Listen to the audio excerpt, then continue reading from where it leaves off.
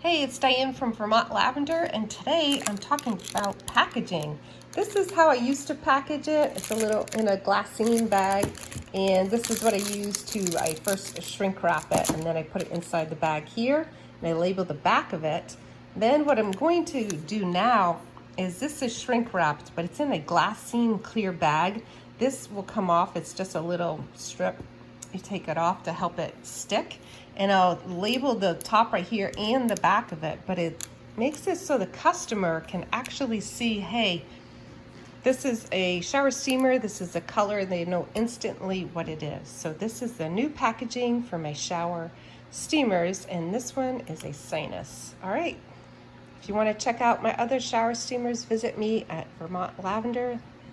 Thanks for watching. Have an awesome day.